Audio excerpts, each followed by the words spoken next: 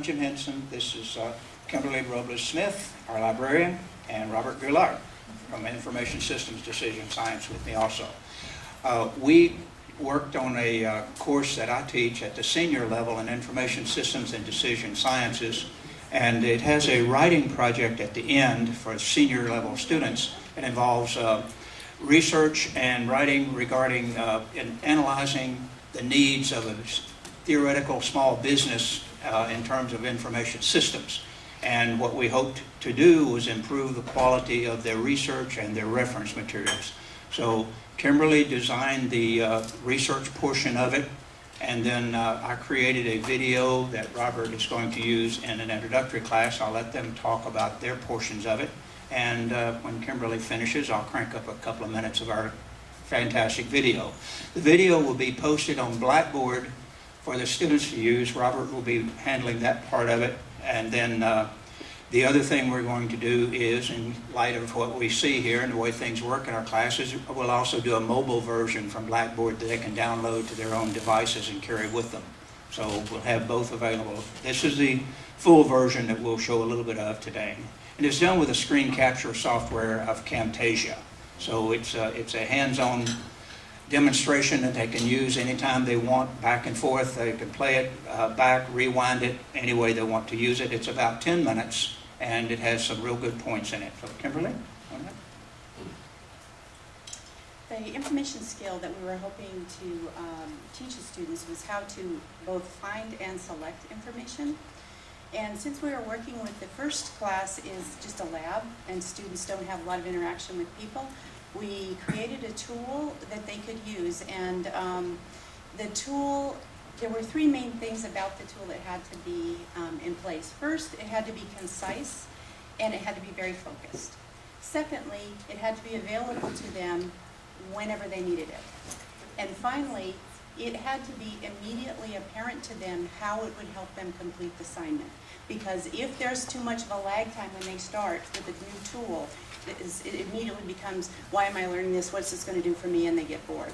So those are the three main components I kept in mind when I went through the assignment. And basically what I did is I read the assignment that was going to be given to them, and I created a very short, brief tutorial for them to find that information, appropriate information to complete that assignment.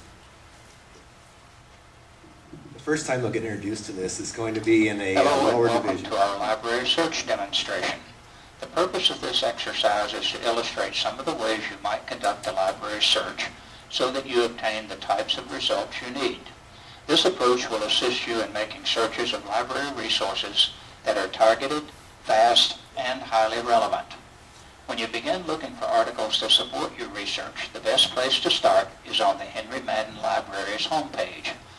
So our first step is to go there by clicking on a link found on the csufresno.edu homepage. There are other ways to get there as well. Next, I will click on the link for research tools at the top bar and select search by subject. As you see, this is going to go on for 10 minutes, but it's step by step.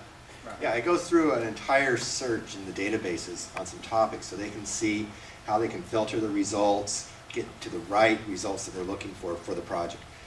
This is going to be shown in a lower division course, a freshman and sophomore. It's a computer concepts course where they're already learning about Microsoft Office on a hands-on computer-based training software. So this fits right into that also, giving them a chance. In terms of closing it down, closing the loop down, what we're going to do is then have a series of questions they'll respond to about what they learned, as well as it'll give us a chance to get some feedback about the response from the students. And of course, one of the things we've already discovered is the good and bad of anything online. Online stuff is dynamic.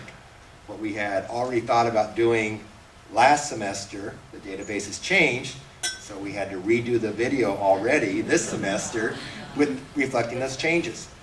The end result, we hope, is, and I'll be looking at that, is better quality research by the students at the senior level when they finish the IS 130 writing assignment, and that will close the loop. But again, it's a dynamic application, so we're going to constantly monitor it and update it as need be for whatever goes on in our world. And again, making it mobile makes it also more relevant to our students, I think, with the way they're operating today. Thank you.